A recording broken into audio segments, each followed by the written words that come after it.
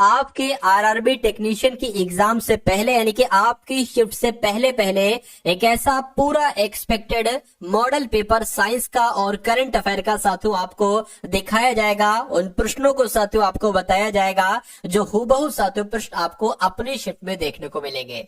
तो मैं कहूंगा साथियों अपनी शिफ्ट से पहले पहले अगर आप इस वीडियो को वॉच कर रहे हैं तो इस वीडियो के सभी प्रश्नों को रट डालिएगा। मैं कहूंगा घोल कर पी लीजिए इस क्लास को, आपका एग्जाम बहुत आराम से क्रैक हो जाएगा। तो क्लास आपकी शुरू हो चुकी है, सुपर फास्ट तरीके से इस पूरी क्लास को हम लोग देखेंगे। पहला सवाल है कह रहे जीव विज्ञान शब्द का प्रयोग सबसे पहले किसने किया? तो आपका राइट आंसर जाएगा लैमार्क एवं ट्रेवेरिनस ने, यानी कि लैमार्क और ट्रेवेरिनस ने जीव विज्ञान शब्द का सबसे पहले प्रयोग किया था।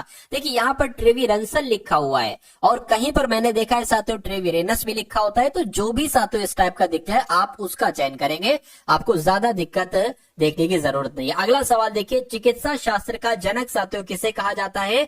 तो हिप्पोक्रेटस की अगर बात करें, हिप्पोक्रेटस को चिकित्सा शास्त्र का जनक कहा जाता है। अगला देखिए ट्यूबरकुलोसिस रिसर्च सेंटर साथियों ये कहां पर स्थित है? तो अगर आपके एग्जाम में आ जाए तो आपको बताने ये तो चेन्नई में स्थित है। क्या ट्यूबरकुलोसिस रिसर्च सेंटर कहां पर स्थित है? चेन्नई में स्थित है। किस विज्ञान में पक्षियों से संबंधित अध्ययन किया जाता है? तो मैं कह सकता हूं साथियों जो ऑर्निथोलॉजी होती है ना, ऑर्निथोलॉजी, इसके अंतर्गत पक्षियों का अध्ययन किया जाता है। उसके बाद देखिए प्लाज्मा अनुसंधान संस्थान साथियों ये कहां पर स्थित है? तो ये गुजरात के गांधीनगर में स्थित है प्लाज्मा अनुसंधान संस्थान। अगला सवाल राष्ट्रीय डेयरी अनुसंधान संस्थान कहां पर है? तो ये साथियों हरियाणा के बाद देखिए साथियों भाभा परमाणु अनुसंधान केंद्र कहां पर स्थित है? तो ये ट्रॉम्बे में स्थित है। कहां पर स्थित है साथियों? ट्रॉम्बे में स्थित है।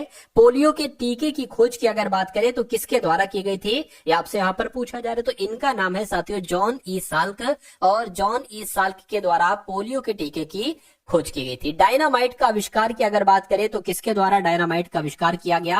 यानी कि अल्फ्रेड नोबेल ने ही डायनामाइट का आविष्कार किया। आंसर आपका ए हो जाएगा। उसके बाद देखिए पॉजिट्रॉन की खोज किसने की? बहुत आपसे पूछा जाता है। तो एंडरसन यहां पर आपका राइट आंसर हो जाएगा। क्यों? क्योंकि पॉजिट्रॉन की खोज किसके द्वारा की गई साथियों? एंडरसन के द्वारा ही की गई। अगला सवाल आपकी स्क्रीन पर है, देखिए और बताइए साथियों इसका सही जवाब आपका क्या हो सकता है?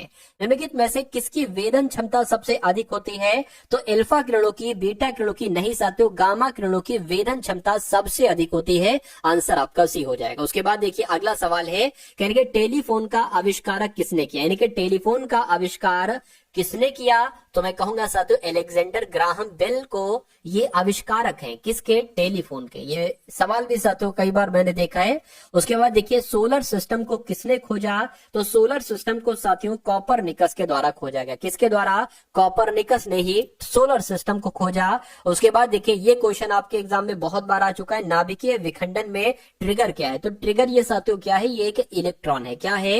ये एक इलेक्ट्रॉन है, ये भी आपको मालूम होना चाहिए। अगला सवाल क्वांटम सिद्धांत साथियों किसने दिया? ये आपसे यहाँ पर पूछा जा रहा है, मुझे बताइए। क्या साथियों अगर बात करें ना क्वांटम सिद्धांत की, तो क्वांटम सिद्धांत की जब ये क्या है, तो क्वांटम सिद्धांत की जब हम बात करते हैं तो ये मैक्स प्लांक के द्वारा, क्या मैक्स प्लांक के द्वारा साथियों क्वांटम सिद्धांत दिया गया। राइट आंसर आपका ऑप्शन नंबर सी हो जाएगा। अगला सवाल आपकी स्क्रीन पर है साथियों, देखिए मैं आपसे रिक्वेस्ट करूंगा कि वीडियो को अगर आपने अभी तक लाइक नहीं किया तो वीडियो को लाइक कर दीजिए, और अगर चैनल पर आप लोग नए हैं तो चैनल को साथियों तुरंत आप लोग सब्सक्राइब कर दीजिए। क्या तुरंत साथियों चैनल को सब्सक्राइब करके वीडियो को लाइक कर दीजिए। मैं कहूंगा जितनी क्लासेस साथियों मैं आपको पढ़ा रहा हूं आप अपने शिफ्ट से पहले पहले इन सभी क्लासेस को देखिए। मेरा मानना है कि तैयारी में आपकी मजबूती आएगी और एग्जाम हॉल में आप अपने एग्जाम को साथियों क्रैक करेंगे।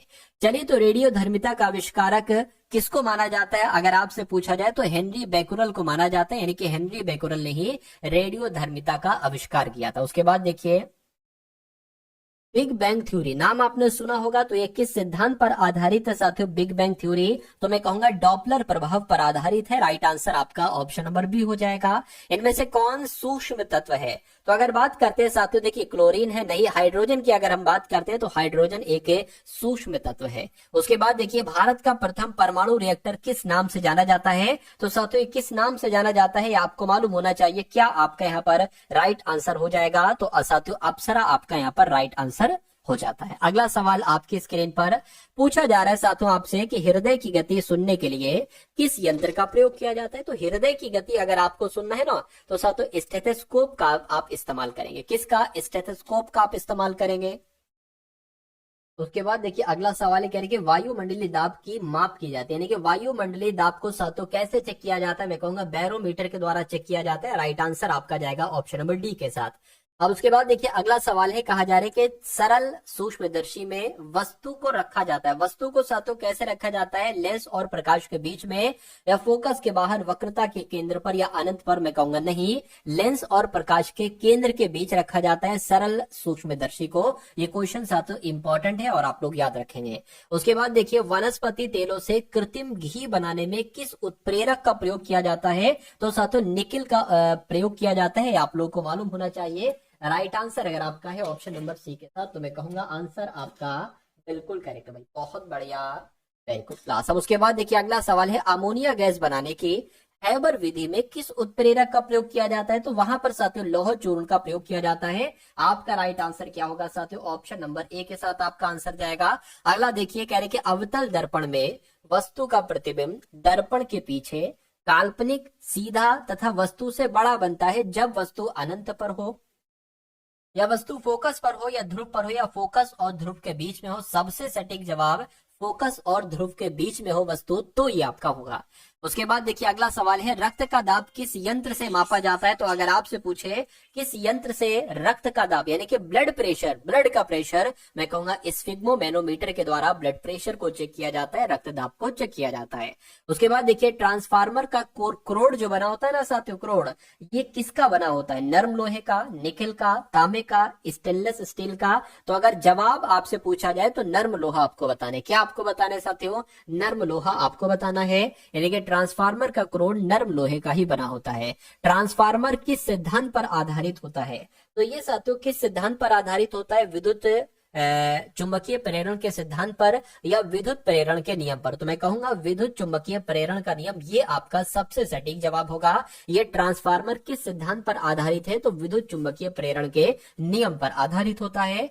ट्रांसफार्मर प्रयुक्त होता है एसी को डीसी में बदलने के लिए। ये बहुत अच्छा क्वेश्चन है साथियों, देखिएगा और बताइएगा राइट आंसर क्या होगा। देखिए एसी को डीसी में या डीसी को एसी बदलने के लिए डीसी वोल्टेज में उपचयन या अपचयन, या एसी वोल्टेज में उपचयन या अपचयन करने के लिए, तो मैं कहूंगा एसी वोल्टेज में उपचयन या अपचयन करने के लिए ट्रांसफार्मर का इस्तेमाल किया जाता है। आंसर आपका जाएगा डी के साथ। रक्त परिवहन की खोज किसके द्वारा की गई साथियों, मुझे बता दीजिए। तो यहाँ पर आपका राइट आंसर साथियों किस ऑप्शन के साथ जाएगा? देखिए और फटाफट आप लोग बताइए राइट आंसर क्या है। चलिए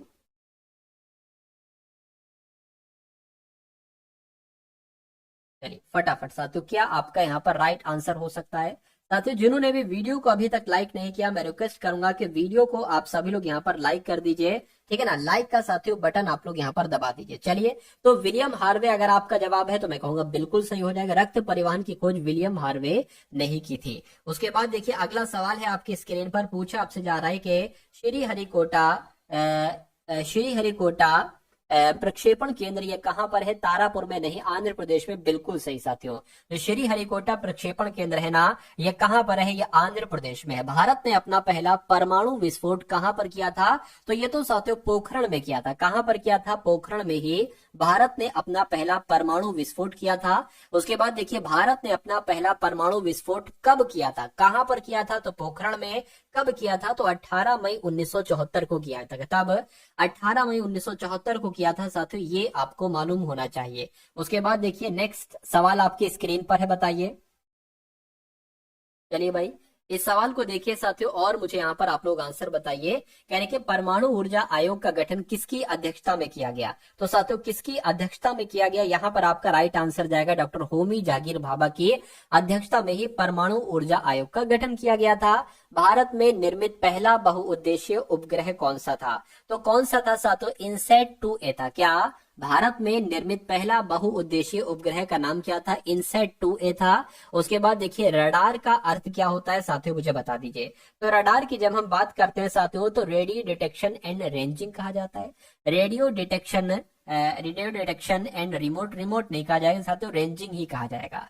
ठीक है ना। तो जो मैंने आपको बताया है वो आप लोग ध्यान रखेंगे। अब उसके बाद देखिए अगला सवाल आपके स्क्रीन पर है। साथियों जो भी 100 के आसपास मैं आपको क्वेश्चंस यहाँ पर करवाऊंगा, जो भी मैं आपको साथियों क्वेश्चंस करवा रहा हूँ वो सभी के सभी सेलेक्टेड क्वेश्चन है, इंपॉर्टेंट क्वेश्चंस है, चुनिंदा क्वेश्चंस है। तो इन सभी क्वेश्चंस को आप देखिएगा, क्योंकि अब आपका एग्जाम है। हो सकता हो कुछ घंटे बाद आपका एग्जाम हो सकता हो कुछ दिन के बाद आपका एग्जाम हो, या कल हो या परसों हो। तो जब भी आपका एग्जाम है, इस पूरी वीडियो को यहां तक अगर आप पहुंचे तो इस वीडियो को एंड तक देखिएगा, क्योंकि जो भी चीज आपके लिए बनाई जाती है वो कंप्लीटली बनाई जाती है। ठीक है, तो ये 100 क्वेश्चंस की क्लास है, ये 110 क्वेश्चंस की क्लास है। तो पूरे इंपॉर्टेंट सभी के सभी क्वेश्चंस हैं, इनको आप लोग एक बार सरसरी निगाहों से जरूर देख लीजिएगा।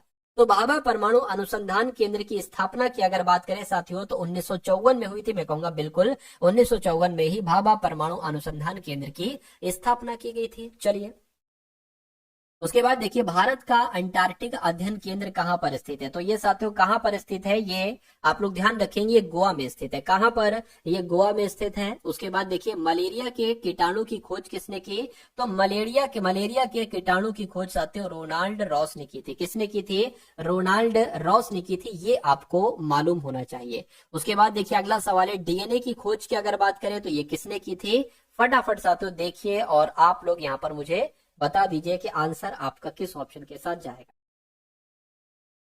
तो मैं कह सकता हूं साथियों वाटसन और क्रिक की अगर बात करें तो वाटसन और क्रिक ने ही साथियों डीएनए की खोज की थी। क्या डीएनए की खोज किसने की थी, तो वाटसन और क्रिक ने डीएनए की खोज की थी। उसके बाद देखिए बिना बुझा चूने का रासायनिक सूत्र यानी कि केमिकल नेम आपसे यहाँ पर पूछा जा रहा है। तो क्या आपका राइट आंसर हो सकता है, देखिए और बताइए राइट आंसर।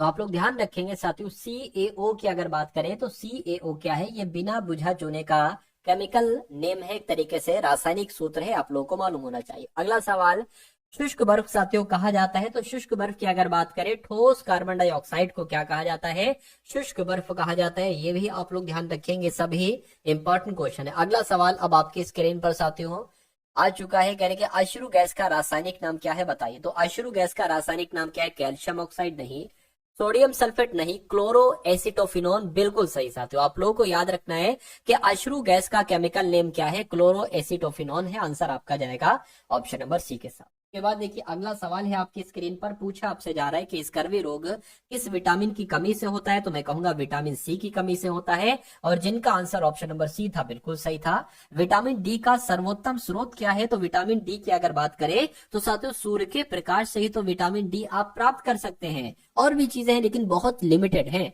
उसके बाद देखिए अगला देखिए विटामिन बी का रासायनिक नाम की अगर बात करें तो क्या है, बताइए। अब यहाँ पर साथियों देखिए विटामिन बी, देखिए pyridoxine, biotin, ascorbic acid, phylloquinone नहीं होगा। मैं कहूंगा अगर विटामिन B7 यहाँ पर कर दिया जाए, क्या विटामिन B7 यहाँ पर कर दिया जाए तो हम आंसर तक पहुंच सकते हैं। बायोटीन हमारा आंसर हो जाएगा, क्योंकि विटामिन B7 का रासायनिक नाम साथियों क्या है, बायोटीन है। आंसर आपका जाएगा ऑप्शन नंबर बी के साथ। ठीक है ना। अब उसके बाद देखिए नपुंसकता या बंध्यता किस विटामिन की कमी के कारण होता है। तो मैं कह सकता हूं साथियों किस विटामिन की कमी के कारण हो सकता है, ये आपको यहाँ पर बताना है साथियों। आंसर आपका किस ऑप्शन के साथ जा सकता है, तो मैं कहूंगा विटामिन ई यहाँ पर आपका राइट आंसर हो जाएगा। ठीक है ना। नपुंसकता या बंध्यता किस विटामिन की कमी की वजह से, विटामिन ई की कमी की वजह से। विरंजक चूर्ण का रासायनिक नाम क्या है, तो विरंजक चूर्ण का ना रासायनिक नाम क्या है साथियों, ब्लीचिंग पाउडर है, इसको ब्लीचिंग पाउडर भी कहते हैं। उसके बाद देखिए कह रहे कि साधारण नमक का रासायनिक नाम क्या है, तो साधारण नमक का साथियों रासायनिक नाम सोडियम क्लोराइड है। क्या है, सोडियम क्लोराइड है, ये भी आपको याद रखना है। आंसर आपका जाएगा ऑप्शन नंबर ए के साथ। अगला सवाल देखिए विटामिन के का रासायनिक नाम क्या है, तो विटामिन के का रासायनिक नाम साथियों फिलोक्विनोन है। क्या है, फिलोक्विनोन है, ये आपको मालूम होना चाहिए। चलिए मार्श गैस किसे कहा जाता है साथियों, बताइए। मार्श गैस की अगर बात करें तो मीथेन गैस की अगर बात करें तो मीथेन गैस को क्या मार्श गैस कहा जाता है, मैं कहूंगा बिल्कुल मीथेन गैस को मार्श गैस कहते हैं, मार्श गैस को मीथेन कहते हैं। उसके बाद देखिए डाईफ्लोरो मीथेन बाजार में किस नाम से पाया जाता है, तो साथियों किस नाम से पाया जाता है, अगर आपके एग्जाम में पूछा जाए तो फ्रियोन 12 के नाम से पाया जाता है। ये भी अच्छा क्वेश्चन है, इंपॉर्टेंट क्वेश्चन है, आप लोग याद रखेंगे। उसके बाद देखिए साथियों अगला सवाल है, कह रहे कि क्विक सिल्वर, क्या साथियों यहां पर अगर बात करें क्विक सिल्वर की जब हम बात करते हैं तो क्विक सिल्वर का रासायनिक नाम आपसे यहाँ पर पूछा जा रहा है, तो मैं कह सकता हूँ क्विक सिल्वर को पारा पारद भी कह सकते हैं। क्या पारा पारद इसका क्या हो जाएगा, रासायनिक नाम हो जाएगा। अगला सवाल देखिए, निम्नलिखित में से भारी धातु कौन सी है। तो इसमें से अगर एल्यूमिनियम, तांबा, चांदी भारी धातु की अगर बात करें तो यूरेनियम जो है ना वो इसमें से भारी धातु है, इसलिए स्क्रीन पर साथियों अभी अगर बात करें कुछ क्वेश्चंस आप लोग देख लीजिए, उसके बाद साथियों कुछ क्वेश्चंस हम लोग देख लेंगे करंट अफेयर के, क्योंकि करंट अफेयर के साथियों तकरीबन 10 सवाल आपके पूछे जाना है, ठीक है ना। चलिए भाई, तो अब विक्रम साराभाई अंतरिक्ष केंद्र की अगर बात करें तो ये कहां पर स्थित है, ये त्रिवेंद्रम में स्थित है। कहां पर स्थित है, त्रिवेंद्रम में स्थित है। उसके बाद देखिए मंगल ग्रह पर उतरने वाला पहला अंतरिक्ष यान कौन सा था, तो साथियों पाथ फाइंडर था। क्या नाम था इसका, पाथ फाइंडर। ये मंगल ग्रह पर उतरने वाला पहला अंतरिक्ष यान था।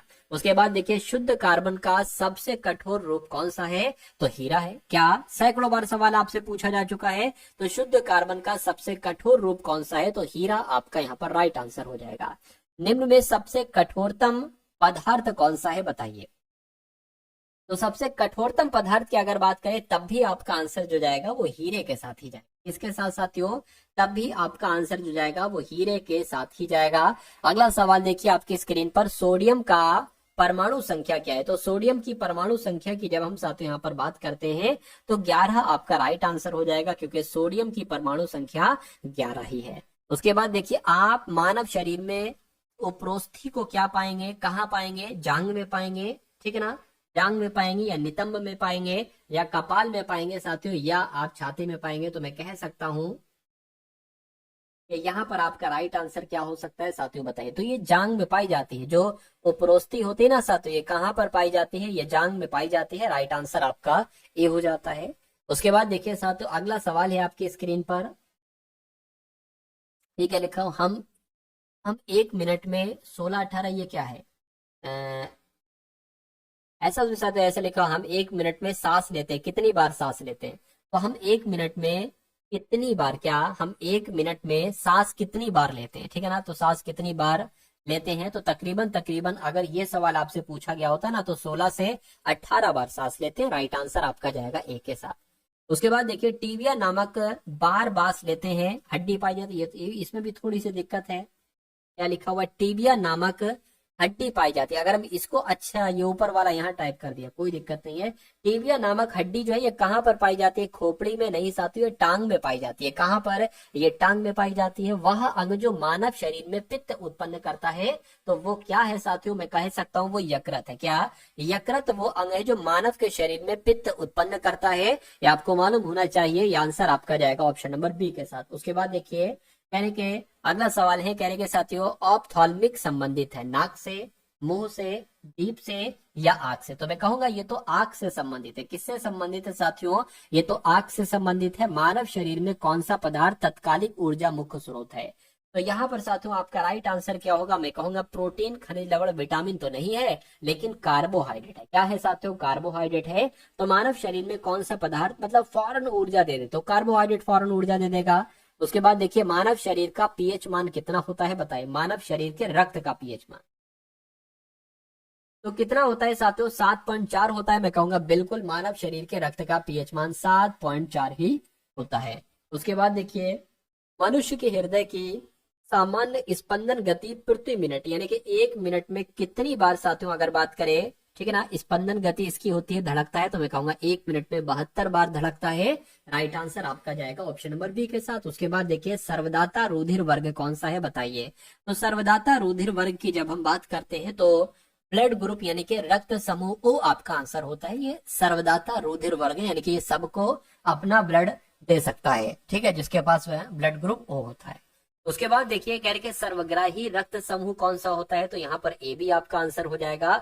ए बी की अगर बात करें इसको साथियों सर्वग्राही रक्त समूह कहते हैं। उसके बाद देखिए एक ए बी ग्रुप वाला व्यक्ति खून दे सकता है, यानी कि अगर किसी का ब्लड ग्रुप ए बी है, ठीक है ना, तो वो सिर्फ और सिर्फ किसको दे सकता है साथियों, ये आपसे यहाँ पर पूछा जा रहा है साथियों। क्या आपका राइट आंसर हो सकता है, तो वो केवल ए बी को ही दे सकता है, ठीक है ना, वो केवल ए बी वाले को ही दे सकता है। चलिए और किसी का ओ है तो वो सबको दे सकता है। अच्छा यहाँ पर आ गया है क्वेश्चन, चलिए यानी कि ओ रक्त समूह वाले आदमी का रक्त किसे दिया जा सकता है? तो साथियों किसे दिया जा सकता है आपसे पूछा जा रहा है। ए वाले ब्लड ग्रुप को बिल्कुल, बी वाले को भी, ए बी वाले को भी, यानी कि आपका राइट आंसर जो जाएगा वो किस ऑप्शन के साथ जाएगा साथियों? ऑप्शन नंबर डी के साथ जाएगा। अगला सवाल आपकी स्क्रीन पर देखिए और बताइए सही जवाब क्या होगा। 1 किलोग्राम राशि का वजन कितना होता है बताइए। तो 1 न्यूटन होता है? नहीं। 10 न्यूटन? नहीं साथियों। अगर बात करें 9.8 न्यूटन होता है? मैं कहूंगा बिल्कुल। 1 किलोग्राम राशि का वजन कितना होता है? 9.8 न्यूटन होता है। अगला सवाल, 1 जूल किसके बराबर है साथियों बताइए। तो 1 जूल की अगर बात करते हैं ना तो ये 10⁻7 अर्घ के बराबर है। यहाँ पर ऐसे थोड़ी ना लिखा जाएगा, 10⁻7 अर्घ होगा, ठीक है ना। 10⁻7 अर्घ होगा 1 जूल के बराबर। 1 जूल बराबर क्या हो जाएगा? 10⁻7 अर्घ हो जाएगा। और इस टाइप का ऑप्शन कहां पर लिखा हुआ है साथियों? ऑप्शन नंबर सी में लिखा हुआ है। उसके बाद देखिए, एक अश्व शक्ति किसका एकक है? तो साथियों एक अश्व शक्ति की अगर बात करें तो ये शक्ति का एकक है। आंसर आपका जाएगा सी के साथ। उसके बाद देखिए, प्रकाश वर्ष किसकी इकाई है? तो मैं कह सकता हूँ साथियों दूरी की इकाई है। प्रकाश वर्ष किसकी इकाई है? तो दूरी की इकाई है। एक बार बराबर होता है, तो एक बार कितने पास्कल के बराबर होता है बताइए। यहाँ पर भी सही नहीं लिखा हुआ है साथियों। देखिए मैं आपको बता देता हूँ, जो एक बार होता है ना साथियों, ये 10⁻5 पास्कल के बराबर होता है, ऐसे लिखा होना चाहिए। तो 105 हो सकता है, यहाँ पर 5 ऐसे करके लिखा हो लेकिन टाइप नहीं हो पाए सही से। तो मैं कहूंगा कि आपका राइट आंसर अगर है ऑप्शन नंबर बी के साथ तो बिल्कुल करेक्ट भाई, बहुत बढ़िया, वेरी गुड। साथियों वीडियो को लाइक कर दीजिए, चैनल को सब्सक्राइब कर दीजिए। डिस्क्रिप्शन में एक व्हाट्सएप ग्रुप का लिंक है, उसको साथियों जरूर आप लोग ज्वाइन कर लीजिएगा। अगला सवाल देखिए, एंगस्ट्रम जो है ना, ये समय को अभिव्यक्तित करने की इकाई है। द्रव्यमान को, तरंग दैर्घ्य को, या साथियों बल को? तो यहाँ पर आपका राइट आंसर जो जाएगा वो तरंग दैर्घ्य के साथ जाएगा। यानी एंगस्ट्रम तरंग दैर्घ्य को अभिव्यक्तित करने की इकाई होती है। एक अश्व शक्ति किसके बराबर होती है? तो मैं कहूंगा साथियों 746 वॉट के बराबर होती है। किसके बराबर होती है एक अश्व शक्ति? 746 वॉट के बराबर होती है। तो जिनका आंसर यहाँ पर है ऑप्शन नंबर ए के साथ, मैं कहूंगा कि आंसर आपका बिल्कुल करेक्ट है। अगला सवाल देखिए, प्रतिबल और विकृति का अनुपात को क्या कहा जाता है? तो अच्छा क्वेश्चन है साथियों। इसको प्रत्यास्थता गुणांक कहा जाता है। क्या इसको क्या कहा जाता है साथियों? प्रत्यास्थता गुणांक इसको कहा जाता है, प्रतिबल और विकृति के अनुपात को। पनडुब्बी आधारित है, तो पनडुब्बी की जब हम बात करते हैं तो न्यूटन के प्रथम नियम पर, क्या न्यूटन के गति के प्रथम नियम पर आधारित होती है साथियों पनडुब्बी। अगला देखिए, यानी कि समुद्र में तैरना नदी की अपेक्षा आसान है। क्यों आसान है? क्यों? क्योंकि समुद्र गहरा होता है, समुद्र काफी दूर तक फैला है। समुद्र में ज्वार भाटा आता है, या समुद्र के पानी का घनत्व नदी के पानी से अधिक होता है? तो सबसे सटीक जवाब आपका जो जाएगा ऑप्शन नंबर डी के। उसके बाद देखिए, तरंग अपश्रव्य कही जाती है जब उसकी आवृत्ति, क्या जब उसकी आवृत्ति साथियों 20 हर्ट्ज से 20,000 हर्ट्ज के बीच हो? नहीं। 20 हर्ट्ज से अधिक नहीं, ये भी नहीं, मैं कहूंगा 20 हर्ट्ज से कम हो। तो कुल मिला के अगर ये सवाल आपके एग्जाम में आ जाए तो जो आंसर मैंने आपको बताया है वो आपको लगा देना है। उसके बाद देखिए, अगला सवाल है, कहा जा रहा है कि यदि तरंग की लंबाई का मान आधा कर दिया जाता है, क्या अगर आधा साथियों कर दिया जाता है तो ध्वनि की अगर बात करें, ध्वनि के वेग क्या आधा हो जाएगा, दोगुना हो जाएगा, अपरिवर्तित हो जाएगा, 4 गुना हो जाएगा? मैं कहूंगा नहीं साथियों, आधा हो जाएगा। क्या हो जाएगा? आधा हो जाएगा। राइट आंसर आपका जाएगा ऑप्शन नंबर ए के साथ। ध्वनि तरंगे अनुदैर्घ्य है, अनुप्रस्थ है, विद्युत चुंबकीय है, या साथियों कोई नहीं? तो मैं कहूंगा ध्वनि तरंगे अनुदैर्घ्य है, इसलिए आंसर आपका ऑप्शन नंबर किस ऑप्शन के साथ जाएगा साथियों? ऑप्शन नंबर ए के साथ ही जाएगा। अगला सवाल है आपकी स्क्रीन पर, कह रहे कि गोलीय दर्पण की फोकस दूरी उसकी वक्रता त्रिज्या की आधी होती है, दोगुनी होती है, या तिगुनी होती है, या साथियों चौथाई होती है? मैं कहूंगा आधी होती है। यानी कि गोलीय दर्पण की फोकस दूरी उसकी वक्रता त्रिज्या की आधी होती है। ये पॉइंट आप लोग जरूर याद रखेंगे। उत्तल दर्पण द्वारा बना प्रतिबिंब कैसा होता है? वास्तविक सीधा होता है? क्या वास्तविक सीधा होता है? नहीं। वास्तविक उल्टा, उल्टा भी साथियों नहीं होता है। वास्तविक तो काल्पनिक तो होता है, ठीक है ना, काल्पनिक होता है और सीधा होता है। तो आपका राइट आंसर जो जाना चाहिए वो ऑप्शन नंबर सी के साथ जाएगा। अगला सवाल, प्रकाश तरंग उदाहरण है, तो प्रकाश तरंग की अगर बात करें ये उदाहरण है, तो ये साथियों ध्वनि तरंग का उदाहरण है? मैं कहूँ नहीं। विद्युत चुंबकीय अनुप्रस्थ तरंग का उदाहरण? मैं कहूंगा बिल्कुल सही। यानी कि सवाल आपका यहाँ पर है कि प्रकाश तरंग क्या? तो विद्युत चुंबकीय अनुप्रस्थ तरंग है ये प्रकाश तरंग। यहाँ पर आपके 100 सवाल हो चुके हैं और कुछ क्वेश्चंस हम लोग और देख लेते हैं और उसके बाद साथियों करंट अफेयर के जो सबसे अहम सबसे चुनिंदा सवाल बनते हैं उनको फिर हम लोग यहाँ पर देखें। चलिए भाई,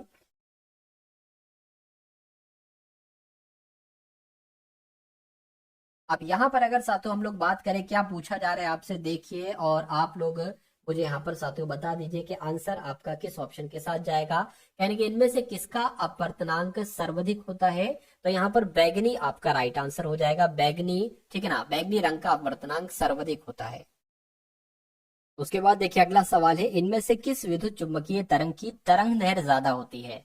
तो इनमें से साथियों किसकी विद्युत चुंबकीय तरंग की तरंग दैर्घ्य ज्यादा होती है, तो मैं कहूंगा साथियों एक्स किरणों की ज्यादा होती है। आप लोग याद रखेंगे आंसर आपका जाएगा सी के साथ। प्रकाश की चाल सबसे पहले किसने साथियों ज्ञात की। तो प्रकाश की चाल सबसे पहले तो रोमर के द्वारा ज्ञात की गई थी। किसके द्वारा साथियों? रोमर के द्वारा ज्ञात की गई थी।